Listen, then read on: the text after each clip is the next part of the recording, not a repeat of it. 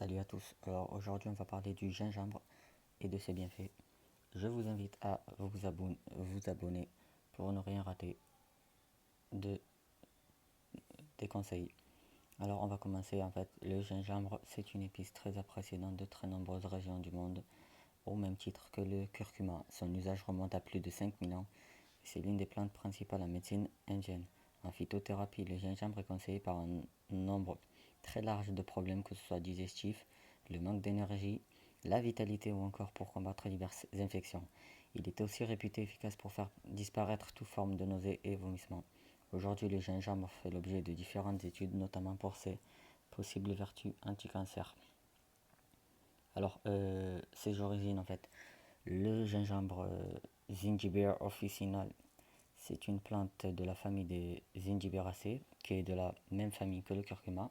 D'ailleurs, ils s'associent souvent ensemble. En Chine, il est appelé Shenfiang. Il est originaire de Malaisie et d'Inde, où il est d'ailleurs l'une des plantes appelées médicinales principales de la médecine indienne, qui est l'une des plus anciennes médecines au monde. Il est produit et cultivé dans des zones tropicales et souvent très ensoleillées, en grande partie en Inde, en Chine, en Indonésie et au Népal. On trouve peu de gingembre à l'état sauvage. On a retrouvé le gingembre dans des manuscrits et écrits datant de plus de 3500 ans, mais on estime que son usage en remonte à plus de 5000 ans. Il fut l'une des toutes premières épices à être importée le long du bassin méditerranéen et son commerce était florissant. Le gingembre fut utilisé par de nombreuses civilisations comme les Grecs, les Romains, mais aussi au Moyen Âge comme condiment pour assaisonner les plats.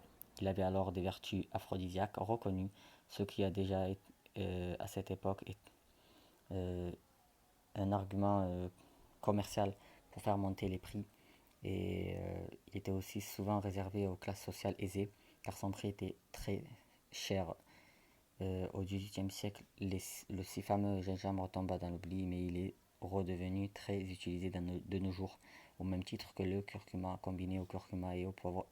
Le gingembre a des effets décuplés comme souvent avec les différentes épices. En Asie, le gingembre est utilisé de manière traditionnelle pour soigner les problèmes d'estomac, de digestion, des nausées et de diarrhée. Le gingembre est essentiellement riche en minéraux comme le manganèse, le phosphore et le magnésium, mais il contient aussi du calcium, du sodium et du fer. Concernant les vitamines, le gingembre contient de petites quantités de vitamines B1 et B2, mais surtout de la vitamine B3. Ajoutons à cela que le gingembre frais contient de la vitamine C, mais une fois séché, cette vitamine disparaît complètement. Enfin, le rhizome du gingembre, c'est la partie en fait souterraine de la tige. C'est une grande richesse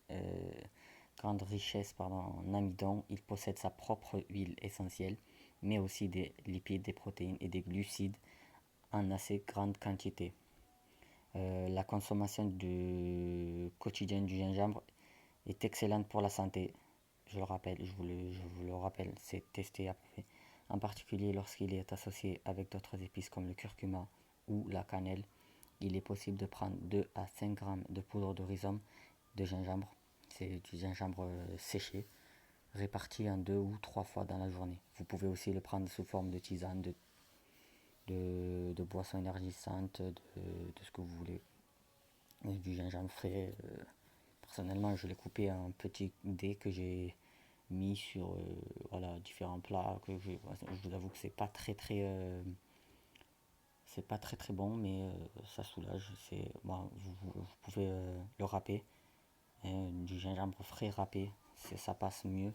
Vous pouvez mettre en sauce que vous pouvez mettre dans la sauce salade. Ça marche très très bien, ça passe un peu mieux. Voilà.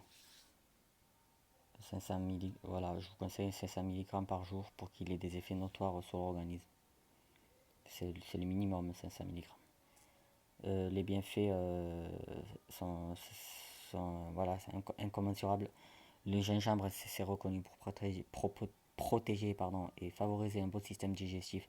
Il combat efficacement les nausées et autres vomissements, que ce soit lors d'un transport et voyage, en bateau, en avion, en voiture, etc. À la suite d'une opération, lors des nausées, liées à la grossesse ou à une maladie. Le gingembre fait de plus baisser la fièvre, combat les douleurs et a des propriétés antibactériennes et antivirales euh, très intéressantes. Mais le gingembre reste surtout un excellent tonifiant et fortifiant de l'organisme. Il renforce ainsi efficacement les personnes affaiblies ou en proie avec des maladies. Ses vertus aphrodisiaques lui viennent plus de sa capacité à tonifier l'ensemble de son organisme que des effets directs sur les hormones. Ces effets aphrodisiaques sont démultipliés lorsque le gingembre est utilisé avec le ginseng. Mais ces plantes-là ont une action nettement supérieure pour stimuler la libido.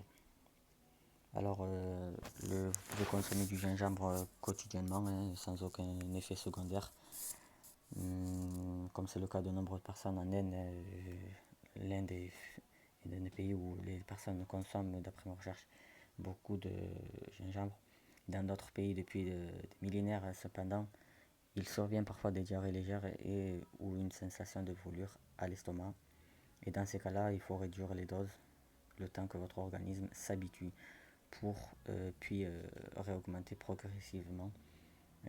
D'autre part, évitez de consommer du gingembre en cas d'obstruction des voies biliaires. Attention aussi avec l'usage de certains médicaments censés diminuer le rôle du système immunitaire. Le gingembre, c'est une plante sécuritaire et très appréciée en Asie, hein, comme je l'ai dit plus haut, en Chine et en Inde. Et il est consommé très régulièrement dans différents plats. Voilà, si vous passez en Inde, je pense que ils vont pas vous rater sur le gingembre, sur les plats. Il a des effets notoires pour un très grand nombre de problèmes, que ce soit des problèmes digestifs, de douleurs diffuses ou de santé globale. C'est une plante qui protège efficacement l'organisme, les organes et la santé en général. Ça, c'est l'avis des experts. Euh, voilà. Euh, voilà, vous pouvez en acheter de partout en fait, dans les grands commerces, dans les supermarchés là, vous en trouvez en poudre, vous en trouvez en bonbons. Je vous conseille, ça existe en bonbons en fait, c'est un peu sucré et à la fois amer et ça passe plutôt bien quand vous êtes au travail ou que vous n'avez pas forcément envie de cuisiner. Il vous accompagne parfaitement. Hein, quand vous sortez, vous prenez votre petit paquet et voilà. Euh, il existe aussi en tige, comme je l'ai dit, en forme de légumes que vous pouvez cuisiner aussi. Et puis voilà. Je vous souhaite une bonne guérison et à la prochaine. N'hésitez pas à dire ce que vous en pensez en commentaire. Et moi je vous dis à la prochaine. Que la paix soit sur vous.